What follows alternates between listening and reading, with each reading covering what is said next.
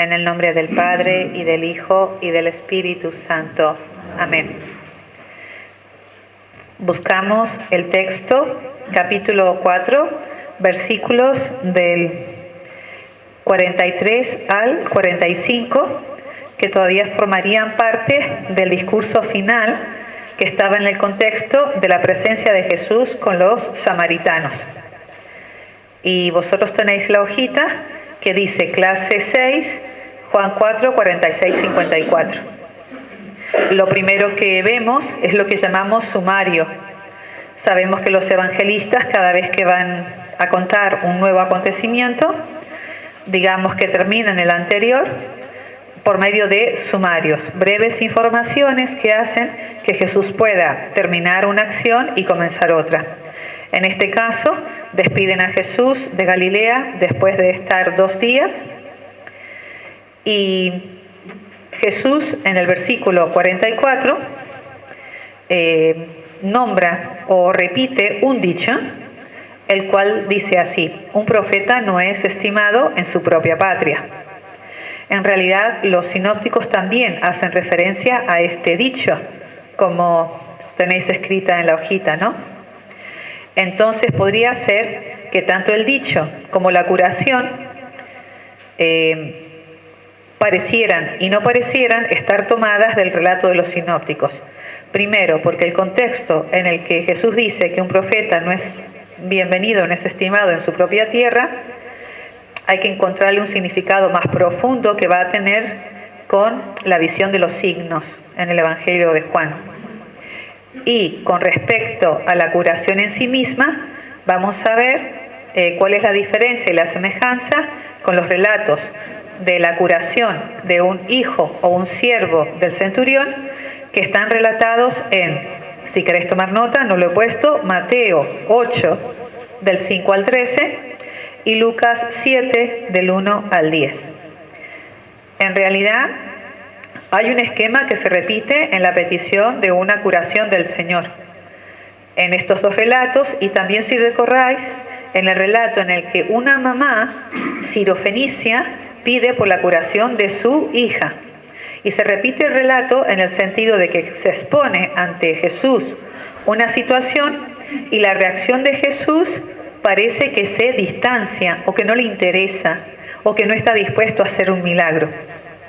Luego, en las 3 narraciones, la palabra de Jesús o simplemente el silencio, porque como lo vamos a leer ahora, en realidad no se puede descubrir qué palabra sana o qué palabra cura, porque no va a decir ninguna.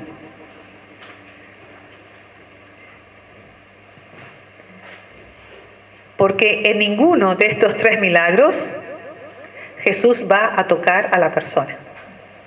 Por lo tanto, podríamos decir que estos signos, como todo el Evangelio de Juan, quiere darle un realce a la palabra, pero es que la palabra de Jesús, en este caso, va a estar dada o bien en la admiración de la sirofenicia, o bien aquí, en donde simplemente le va a decir, vete. No hay palabra de curación, no hay palabra de sanación. Esto es lo que vamos a encontrar hoy en el relato.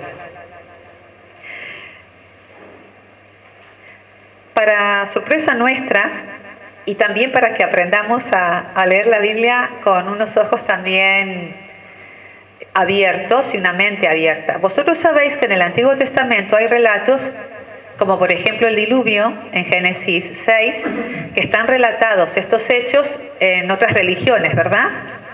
En la religión de Asiria, los sumerios, tienen un relato semejante. Y lo que sería Noé es Gilgamesh.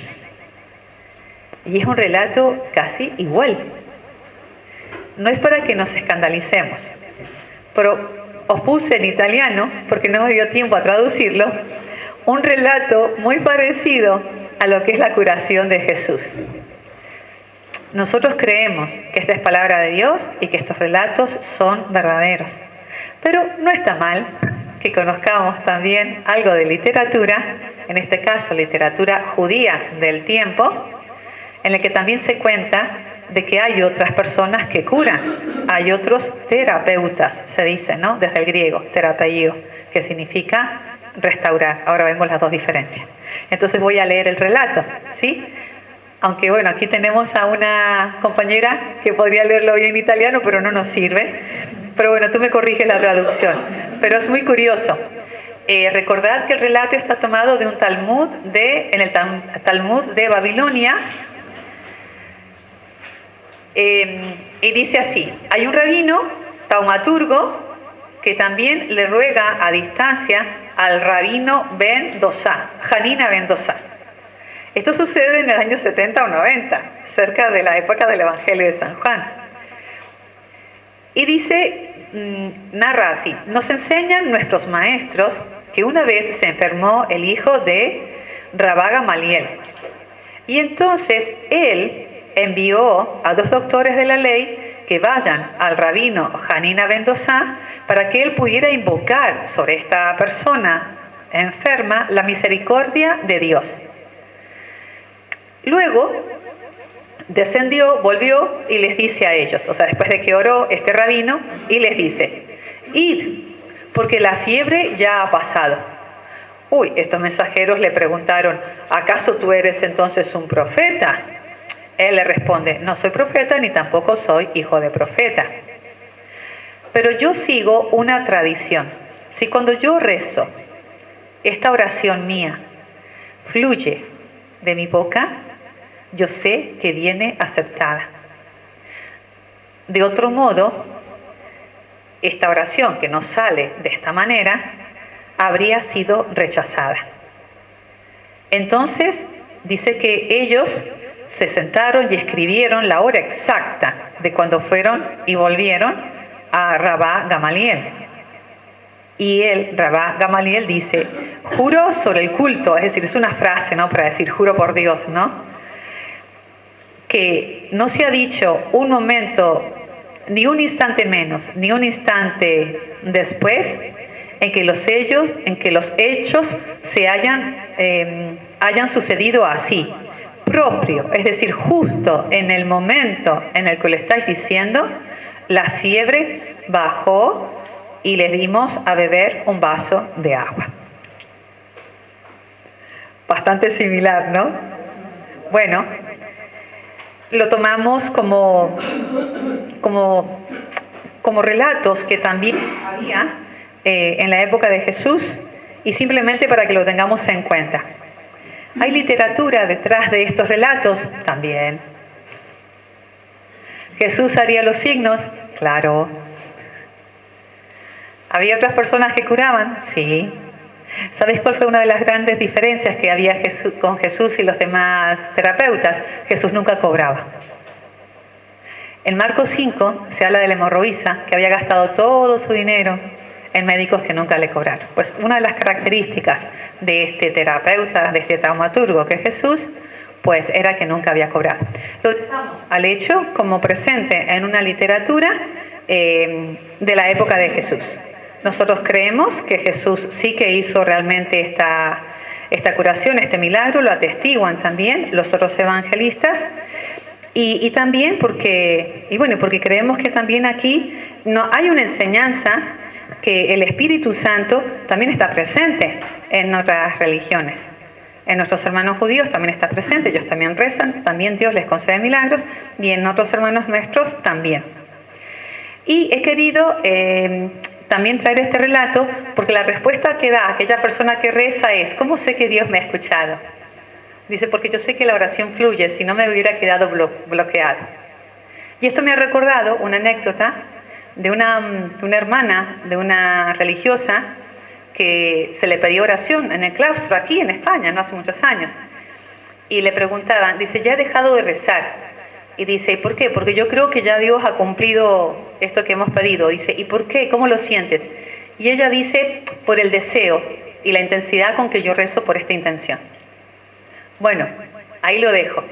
Todos rezamos por los demás, todos tenemos nuestra oración de intercesión, pero debe haber algo, debe haber una realidad mística por la cual aquellas personas que rezan sienten, piensan que bueno, que Dios está escuchando esta oración y que a veces la cumple, que la cumplirá pronto o que quizás no la cumple en esta tierra. Yo tengo de todo, ¿eh? Y os digo que hay peticiones que a lo mejor nunca son el tiempo de Dios y otras sí. Bueno, esto era para traer aquí estas intenciones y estas oraciones que hacemos cuando mandamos a alguien a rezar por nosotros o nosotros mismos hacemos, ¿no?, esta oración que se llama de intercesión. Aquí está con nosotros Carmen, ha venido, hace mucho que no venía, que está en el grupo que rezan el grupo de los carismáticos todos los lunes por esta oración de intercesión, y ellos son muy fuertes cuando nosotros pedimos oraciones para que otros recen por nosotros. Bueno, he traducido más o menos bien, más o menos, bueno, es que ella es italiana, o sea que, bien. Volviendo a nuestro texto, ¿no? Entonces he dicho que tenemos dos textos paralelos en sinópticos, Lucas 7, 3, 6, o sea, de 7, del 1 al 10 y del 8, del 5 al 13. Quiero decir que en todos los textos hay como unos emisarios que van a Jesús o que va uno directamente, como en Mateo.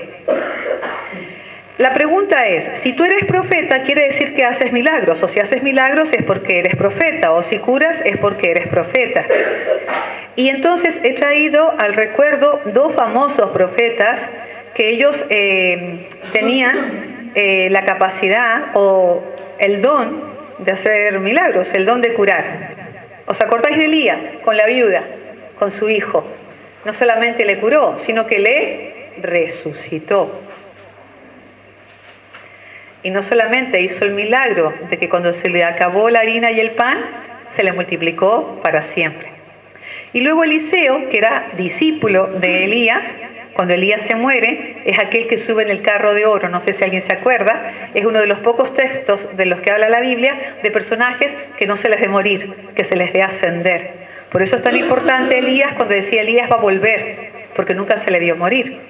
Cuando Elías estaba subiendo al cielo, Eliseo, que era su discípulo, le decía, déjame algo de tu espíritu, déjame algo de tu espíritu. Eliseo finalmente recibe en herencia el espíritu de Elías, Dios le dio el espíritu, pero resulta que Eliseo también tenía la gracia de curar, y fue cuando Naamán el sirio va a pedir su curación, y Eliseo le dice, báñate 7 veces en el río Jordán, y se curó. Eliseo también, además de curar, tiene el profetismo, como lo tenía Jesús ante la samaritana, ya que cuando le perseguían, vinieron a decirle, Eliseo, nos vienen a perseguir de los reyes 1000 soldados. Y Eliseo les dice, nosotros tenemos 10.000, están detrás de nosotros. Los profetas ven, los profetas oran, de un modo en que Dios les escucha. Seguimos adelante con aspectos de esta narración. Habíamos dicho que la actitud de Jesús parece que es un poco distante. Veamos ya el relato como tal, versículo 46. Fue Jesús otra vez a Caná de Galilea, donde había convertido el agua en vino. Había un funcionario real que tenía un hijo enfermo en Cafarnaún. Oyendo que Jesús había llegado de Judea a Galilea, fue a verlo y le pedía que bajase a curar a su hijo que estaba muriéndose. Y Jesús le dijo, si no veis signos y prodigios, no creéis. Parece que censura, ¿no? Bueno, Jesús va a decir esta frase porque él sabía que en Galilea algunos van a creer en él solo por los signos, aun cuando muchos signos en Jerusalén van a ser causa de su crucifixión al final. Todo este relato va a querer que nosotros recorramos una fe que según Jesús sería del signo a la palabra. Porque más de uno de nosotros, algunos habrán visto milagros, curaciones, pero mucha gente solo se fía de la palabra y solamente hemos creído por la palabra. No sé vosotros, cuando yo empecé a creer en Dios, yo no había visto milagro alguno, solo el de la misa, que sabíamos que era un milagro. Pero uno empieza a creer porque oye una palabra. Ahora lo vemos, no me adelanto. Entonces, esta actitud distante de Jesús tiene que ver con que primero, había gente que le seguía a Jesús pero que no tenía su corazón limpio, o por lo menos que se acercaba con bastante interés y desconfianza. En Juan capítulo 2, 24-25, cuando él termina su discusión en el templo, él decía, lo tengo aquí y lo leo, 22-24. Dice, mientras estaba en Jerusalén por la fiesta de Pascua, muchos creyentes, dice, en su nombre, viendo los signos que hacía, creyeron en su nombre, viendo los signos que hacía, pero Jesús no se confiaba a ellos, porque los conocía a todos. En la curación siguiente del capítulo 5 y el discurso, vamos a ver que se repite esta actitud de Jesús. Jesús es distante, tal vez. Jesús quiere educar la mirada de quien se acerca a Él. Y de alguna manera va corrigiendo, va diciendo, esta mirada no, esta mirada así no, o mira a otra parte de mí. Jesús conoce lo que hay en todas las personas. Aquí recordamos el Salmo 138. Señor, tú me sondeas y me conoces. Tú me has tejido en el seno de mi madre. No hay zona oscura que para ti no sea luz. Si vuelo al cielo, si me bajo al fondo del océano, donde quiera que esté, tú me ves y tú me conoces. Jesús tiene de parte de la divinidad esta omnipotencia de verlo todo. Lo que Jesús está queriendo decirle es que una fe que solamente se fundamente en signos es limitada. Queremos, según los que han estudiado este texto, es una fe genuina sería, aunque no viera nada, tendría que creer, porque si siempre para creer necesito ver, estaríamos teniendo una fe más superficial. Por eso este relato se pone al final del texto de Jesús que ha estado en Samaria. ¿Cuál había sido el milagro de Jesús en Samaria? Solo hablar con la samaritana y decirle una palabra de exhortación, pero no se cuenta ninguna curación. El evangelista que más tiene hechos de Jesús así es Marcos. Y acordaros que después de la multiplicación de los panes, Jesús dice, ustedes me siguen porque han comido pan. Hemos dicho ya ante la samaritana que este primer acercamiento de Jesús, ya sea por la saciedad material, por la utilidad, el beneficio, o porque he visto algo que me ha impactado, es un primer momento de la fe y Jesús no lo rechaza, pero lo va a educar. Y entonces en este milagro, en esta curación, Él ni siquiera va a bajar y ni siquiera va a tocar, pero le va a decir a este centurión, simplemente le va a decir que vuelva. Y aquí, cuando le pide que el centurión vuelva, aquí es donde él va a tener que creer solo en la palabra de Jesús. Cuando Jesús dice que Él es de Galilea, volviendo un poco a cuando Jesús se revela, crea un problema. Porque el Mesías, en teoría, lo que se conocía de Él, tenía que venir de Belén, de Judea, porque era el pueblo de David. Por eso, al comienzo, cuando Natanael dice, de Nazaret puede salir algo bueno, o el Mesías no podía venir de Nazaret. Siempre fue el pueblo de Galilea de los gentiles. Acordaros, toda la zona norte que había quedado en manos de los asirios y de los baales y de esos dioses. Este necesitar ver para creer lo va a tomar el evangelista, he girado la página, en Juan 20, con el famoso encuentro de Jesús resucitado ante Tomás. ¿Qué dice Tomás? Si yo no veo, no creo. Si no meto las manos, no creo. Tomás, arrodillado, va a decir, Dios mío, Señor mío y Dios mío. ¿Y cuál es la bienaventuranza en la que estamos todos nosotros? Tú has creído, Tomás, porque has visto. Felices los que crean sin haber visto. Entonces, estamos aquí ante una situación un poco difícil de comprender, porque pareciera ser que ahora entonces el Evangelio es ambiguo, porque hemos dicho que el Evangelio de Juan se ha escrito para que viendo estos signos nosotros creamos.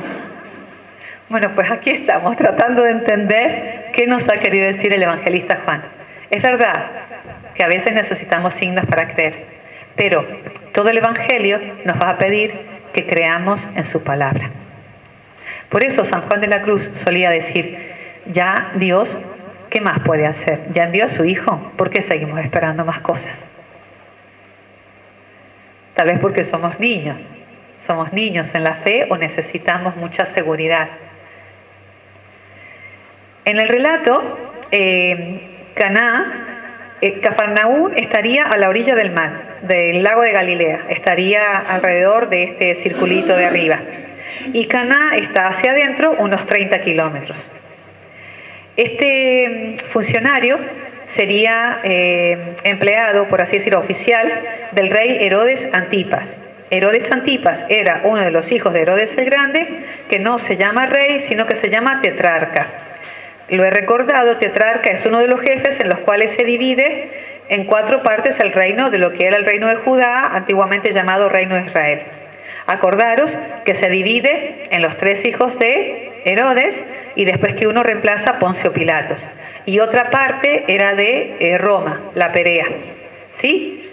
La parte de Judea, la parte de Galilea, la parte de Idumea, detrás del río Jordán, y la parte de abajo, Perea. Esas son las 4. Ahora si puedo, las dibujo para que nos acordemos. Después de la respuesta distante de Jesús, como funcionario o como papá en este caso, ¿qué hay? Insistencia, como la siriofenicia, ¿verdad? Hay una insistencia. Y Jesús le dice, si no veis signo, no creéis. Y él insiste, Señor, baja antes de que se mueran. O sea, aquí mi niño es todo para mí. Y aquí viene en el versículo 50 la realidad de la curación. Jesús le contesta, anda, tu hijo vive. Y entonces sí, este funcionario que había ido a buscar a Jesús porque había visto signos y señales, termina creyendo solo en su palabra. Entonces, para los grandes estudiosos, los grandes que han estudiado este texto, dicen, en realidad es un texto en el que se nos está invitando a madurar nuestra fe, a hacer una fe que soporte muchas veces el silencio de Dios y cuyo único milagro sea su palabra, su promesa. Signos y prodigios. Quiero hacer hincapié sobre esta frase que siempre van juntas, estas 2 palabritas. En el versículo 52 también quería decir esto. Dice que el milagro sucede a la hora 7. Pues en la hora 6 Jesús habría sido crucificado más tarde, ¿no? Como este evangelio es escrito tardíamente, cuando ya todo ha pasado, es muy bonito comprobar que después de la crucifixión de Jesús ha empezado la salvación del mundo. Todos los bienes son fruto de la pasión de nuestro Señor. Signos y prodigios, como digo, es una frase que se usa mucho en el Antiguo Testamento. Se usa mucho en la salida de Egipto, porque Dios le dice a Moisés, con este cayado harás signos y prodigios. En el Nuevo Testamento se usa sobre todo en los Hechos de los Apóstoles, porque son fruto de la fuerza del Espíritu Santo. Me he tomado el trabajo de ponerlos, porque creo que es bonito. Y vamos a leerlos, ¿sí? Hechos 2:43, después de Pentecostés, que parecen borrachos, ¿verdad? Y empiezan a hablar en distintas lenguas, son signos y prodigios.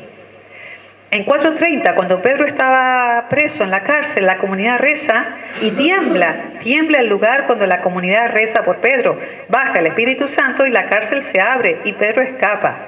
Signos y prodigios, fruto de la oración en comunidad. Lo vimos el año pasado, cuando Pedro le descubre la mentira a Ananías y Zafira y caen muertos, ¿os acordáis? Que fue un texto muy difícil de digerir. Signos y prodigios, dice los Hechos de los Apóstoles. También Esteban, el primer mártir, cuando va a ser acusado y es muerto, dice, Esteban realizaba signos y prodigios. Esto en Hechos de los Apóstoles.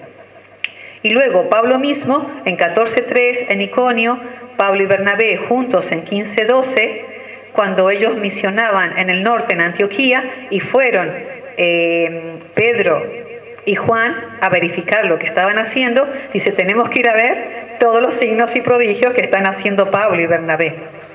Cuando Pablo tiene que dar testimonio de sí, él va a hablar de signos y prodigios que hace en el nombre del Señor. También lo repite en 2 Corintios 12. En Hebreos 2:4, ya casi al final, los libros del Nuevo Testamento, cuando se cuenta la historia de Jesús, también dice, Jesús ha llevado a cabo la salvación con signos y prodigios. ¿Qué pasa? Ya vienen otras lecturas acerca de los signos y prodigios. Que los falsos profetas también pueden hacer signos y prodigios. Entonces, hay también aquí una ambigüedad en la misma apariencia, ¿no? Dice, es Marcos, capítulo 13, para que nos ubiquemos, son lecturas apocalípticas. Dice, habrá falsos mesías que también hagan prodigios. Y estos falsos mesías también van a engañar a los verdaderos apóstoles. Y finalmente, según de Tesalonicenses, que son las cartas pastorales, las últimas del Nuevo Testamento, van a decir, el impío puede confundir con señales y prodigios. Para San Juan, en este evangelio, hay entre el signo y la adhesión a Jesús por la palabra sola, hay un camino. Porque no siempre ver un signo significa adherir por la fe. Hay incluso personas que después de ver el signo odian más a Jesús, los fariseos. Lo veremos en el capítulo 9, le ven curar al ciego y dicen hay que matarlo ya. Y el último signo es la resurrección de Lázaro. Cuando lo leamos veremos que dice, ese día, después de que vieron a Jesús a Lázaro salir del sepulcro, se reunieron ya para decidir matarlo. Se termina en el 12, Betania, y en 13 empieza la pasión. Es curioso la necesidad que el evangelista muestra aquí de educar nuestra fe entre signos, entre silencios y entre la cruz, que va a ser el mayor signo. Hay que recorrer el camino de la fe, del signo a la palabra. Este es el camino que ha realizado el funcionario. Y así lo han comentado los padres de la iglesia de este hecho. Jesús dice que hace fuerte la fe del funcionario, no la rechaza. Lo que ha querido es hacerla fuerte. No le ha querido mostrar delante de él otro signo. Lo ha llevado del signo a la palabra. Y eso es lo que hace Jesús con nosotros, nos educa, para que creamos sin ver. Eso dicen los padres como San Agustín, Ireneo, etc. De esa fe primera o incipiente del funcionario, la hace fuerte. Claro, porque dice el funcionario, baja rápido, que mi niño muere, baja. Claro, si Jesús no iba, no había curación. Sin embargo, en Mateo 8, 5, 11, es el que dice, yo no soy digno de que entres en mi casa, pero una palabra tuya bastará para sanar. Mateo ya ha puesto la fe grande, ¿no? Y Jesús termina diciendo, no he visto fe tan grande en Israel como esta, ¿no? Bueno, son distintos relatos. Mateo tiene otra intención distinta a la de Juan. También se puede decir que Lutero nos enseña que nosotros tenemos como 3 grados de fe. Dice, Jesús puede curar, sería el primero, ¿no? Jesús hace signos. Y el último grado de fe es yo creo en la palabra de Jesús. Acordaros que hemos manifestado que nuestros hermanos protestantes tienen una fuerte fe en esta palabra poderosa que actúa. Porque cuando nosotros, por ejemplo, escuchamos la palabra de Dios en la misa, o yo estoy leyendo la palabra de Dios en la Biblia, para que esta palabra actúe en mí, yo tengo que creer que es una palabra viva. Ahora nosotros estudiamos la palabra, es un acercamiento con un esfuerzo de la razón. Pero el paso siguiente es, me pongo ante esta palabra, leo la palabra y Jesús me está sanando. Yo soy el funcionario. Y entonces es cuando la palabra en mí se ha hecho vida y cuando yo, además de conocer la palabra, puedo vivir de esta palabra. Es el proceso de la fe de los que venimos aquí a saber más de la Biblia. Es un conocimiento racional a un conocimiento afectivo espiritual. Cuando yo rezando en un texto veo que Jesús está curando, pues yo aquí le nombro a toda mi familia que está en Argentina, o a mis amigos, o a las personas que me han herido, o a las que yo he herido, a las que espero. Tengo rosario. Pero nombro a estas personas y en la realidad orante de la Biblia, Jesús me dice, cuando él termina de orar, vete. Yo me encargo. que será lo que vamos a leer ahora, en lo que dé tiempo, el discurso siguiente, en el capítulo 5, del siguiente signo, que será que Jesús siempre está trabajando. Mi Padre trabaja siempre y yo también. Alguien en este momento, por la oración, está haciendo algo por nosotros. Jesús mismo o su iglesia.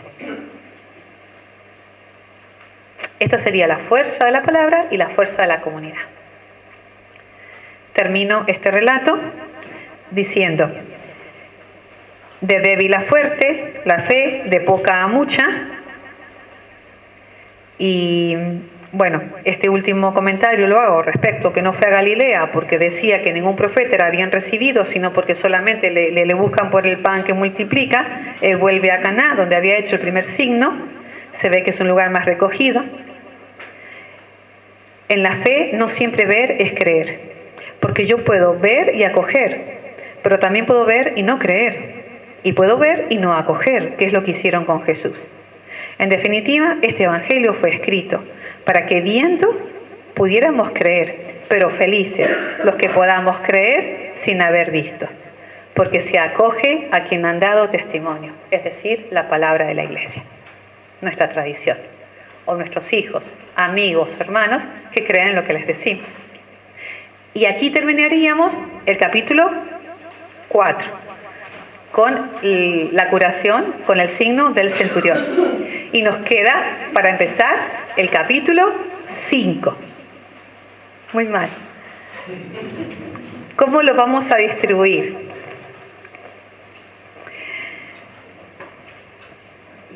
Bueno, yo creo que no voy a llegar al final, entonces lo diré. El final, mejor. Porque siempre me quedan los discursos. Y yo creo que es interesante. Y si no, tendré que dejar el signo de la piscina para el martes que viene. Pero esto porque, para orar, el discurso de Jesús, bueno, la siguiente curación es el día sábado. Él ha violado la ley.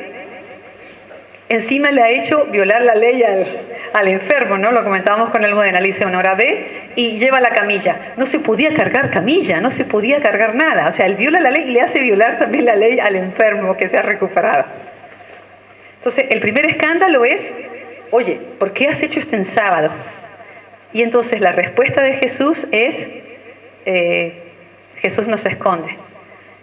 Y claro, cuando Jesús tiene que dar razón por el cual Él ha hecho eso, Él está diciendo prácticamente que es hijo de Dios. Versículo 17. Jesús le dijo, ya en el diálogo avanzado, mi Padre sigue actuando y yo también actúo. Mi Padre sigue trabajando y yo también trabajo. El hacerse igual al Padre es la blasfemia. Y en realidad es el motivo del juicio. Cuando a él lo condenan por hacerse hijo del bendito. Cuando le preguntan, dínoslo ya, ¿eres o no eres el hijo del bendito? ¿No? Y se rasgan las vestiduras porque el hijo del bendito no podía tener esta imagen. Ahora bien, el discurso tiene, cuando han terminado el diálogo, porque el Evangelio no lo aclara, pero estarían, y esto es un poco lo curioso, dice el capítulo 5 que habría habido una fiesta en Jerusalén. No sabemos qué fiesta es, pero podría ser la fiesta de Pentecostés, que antes de la venida del Espíritu Santo es, lo hemos dicho el año pasado, que se conmemoraba la entrega de la ley. Es decir, el nuevo Pentecostés coincide con lo que era la entrega de la ley. Se celebraba cuando Dios le había entregado la ley a Moisés. En Pentecostés se recordaba eso, por eso en Pentecostés es tan bonita la fiesta, porque es la nueva ley del Espíritu que coincide. Entonces, todo el discurso es alrededor de un juicio a Jesús. En lo que tenemos que imaginar un tribunal, a Jesús lo habrían llevado, ahí el Evangelio no pone, porque dice de repente está ahí y les contesta a los judíos que están al lado. Es un contexto de juicio. Un contexto que, si no me da tiempo a explicarlo, se llama Rib. Rib, del Antiguo Testamento, en donde tú tienes que tener testigos. ¿Os acordáis del famoso texto de la casta Susana? Que se necesitaban 2 testigos. Y cuando descubren que mentían, cuando los separaron, ¿no? Y uno dijo una acacia y el otro dijo un sauce. Y dijo, chau, culpables. Porque siempre se necesitaban 2 testigos. Entonces, el 19 al 31 es un discurso de revelación. Jesús no va a ocultar en ningún momento que lo que ha hecho, lo ha hecho por un derecho de hijo. Más o menos sería así. A ver si... Pero vosotros poneros en casa, versículo por versículo, ¿no? Yo dependo absolutamente de Dios. Yo con Él tengo una relación de amor filial. Mi Padre y yo, cuando resuciten los muertos, hasta ellos hablarán. La honra que tiene mi Padre es la que me permite hacer esto. Yo no juzgo, juzgo con mi Padre. Los muertos escucharán la voz de nuevo. Yo tengo la vida, el Padre me ha dado la vida. Él me ha dado la capacidad de juzgar. Habla de sí mismo en tercera persona como hijo de hombre. Vuelve con el tema del sepulcro. Aquí es revelatorio, del 19 al 31. Y del 31 al 47, Jesús fue llevado al tribunal donde se le acusa porque ha violado la ley y porque se ha hecho igual a Dios. Y Jesús dice, bueno, yo tengo 4 testigos. Dice, uno, Juan Bautista, que ha dado testimonio de mí. Pero él era la lámpara, no era la luz. El otro que da testigo de él dice, las obras que yo he hecho. Cuando llegará el fin de Jesús, más adelante lo veremos, y cuando le empiezan a tirar piedras, y Jesús va a preguntar, bueno, ¿por cuál de todas las obras que yo he realizado me quieren tirar piedras? El tercer testigo que pone es su Padre, y el cuarto testigo que pone son las Escrituras. Dice, Moisés habla de mí, pero como ustedes no leen bien la Biblia, no me reconocen a mí. Y finalmente Jesús termina acusándoles a ellos. Dice, vosotros no tenéis amor, yo os conozco. Vosotros buscáis la gloria uno del otro. Nos recuerda la acusación de todo el capítulo de Jesús contra los fariseos, hipócritas, raza de víboras, sepulcro blanqueado. Ustedes se buscan a sí mismos. Tercera acusación, eso, no honráis a Dios ni buscáis su gloria. Y termina diciendo, y por esto el Padre os va a juzgar, no yo. Bueno, esto sería el discurso, para que lo leáis en casa detenidamente. Y me quedan unos minutitos para hablar de la curación en la piscina. Bethesda. ¿Dónde están estas piscinas? Voy a borrar aquí, y aunque no sé dibujar, es bonito conocer un poco cuál es la tradición arqueológica, porque se pueden ver. Nosotros hemos ido, hemos estado allí, y quiero un poquito señalar aquí dónde están. Porque son unas piscinas muy grandes, 30 metros, 20, 50 de profundidad, son muy amplias, son 2. Estaban al lado del templo.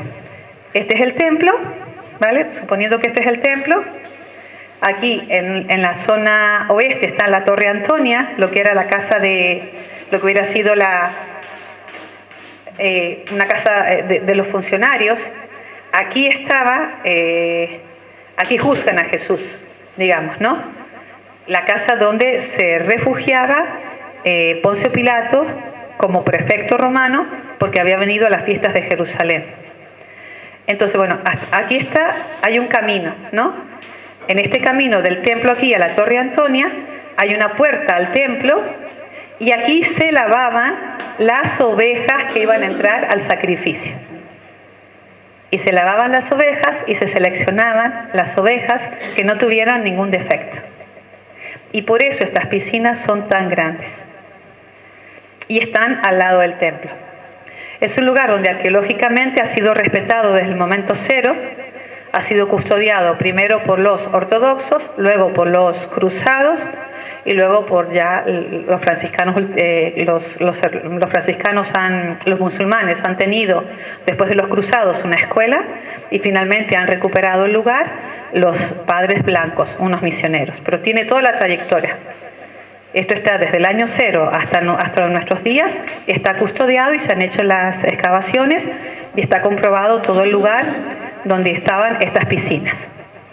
Estas piscinas, cuando Roma gobierna en el año 70, después de Tito, ¿verdad? O sea, cuando destruye el arco, aquí va a poner al dios Asclepio de Grecia, porque era el que curaba.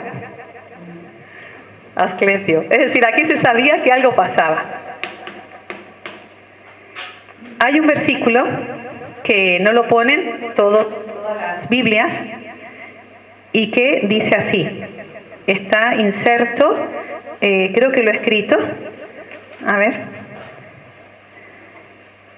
Hay un versículo, porque dice el texto, ¿no? La fiesta de Jerusalén, había una piscina, dice, hay en Jerusalén, junto a la puerta de las ovejas, que se llama, una piscina que en hebreo se llama Betesda.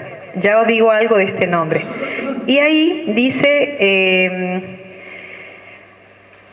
un versículo que no todos añaden, pero que está bastante comprobado que puede ser verdad. Dice, esperaban estos enfermos el movimiento del agua, pues un ángel del Señor bajaba de tiempo en tiempo a la piscina y se movía el agua. Y el primero que descendía a la piscina tras el movimiento del agua quedaba sano de cualquier enfermedad que tuviera. ¿Sabes qué se ha descubierto entre los vasos comunicantes de las piscinas? Un desnivel. Un desnivel. Había un salto de agua. Arqueológicamente había un salto de agua. Sí, porque era como un vaso comunicante a desnivel. Y cuando se llenaba, pues para comunicar la piscina sí que lo había. De ahí en más, que toda la tradición judía y todo el tiempo hizo estas piscinas aguas que sanaban, bueno, igual eran aguas termales, no lo sabemos, ¿no? Estaría por descubrirse qué tipo de aguas sería. Entonces, en este lugar donde estaban estas personas que no se podían acercar, Jesús encuentra a un hombre con 38 años, y ya con esto voy finalizando, sin poder caminar. Jesús le hace una pregunta, ¿pero tú quieres curarte? Yo confieso que la primera vez que leí este evangelio me sentó muy mal, porque yo dije, Señor, y cuando fui aprendiendo en la escuela de Dios, dije, tiene razón Jesús, realmente queremos curarnos, porque el estar enfermo a mí me posibilita varias cosas. No hacerme cargo de muchas cosas, pero como tengo este problema, hay una decisión de querer salir de la enfermedad. Y en el verbo para curar, lo pongo allí, tiene dos, en griego hay dos, el terapeo y algo que habla de la astheneia. Una es la curación física y la otra herida es la que me ha quedado de sufrir mi mal físico. Es la pena.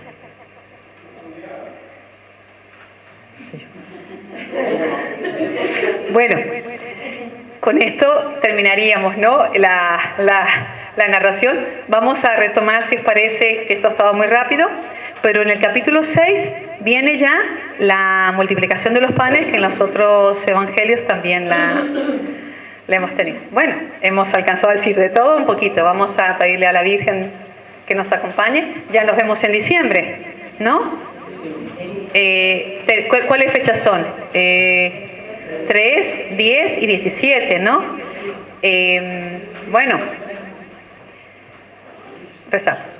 En el nombre del Padre, y del Hijo, y del Espíritu Santo. Amén. Dios te salve María, llena eres de gracia, el Señor es contigo. Bendita tú eres entre todas las mujeres, y bendito es el fruto de tu vientre, Jesús.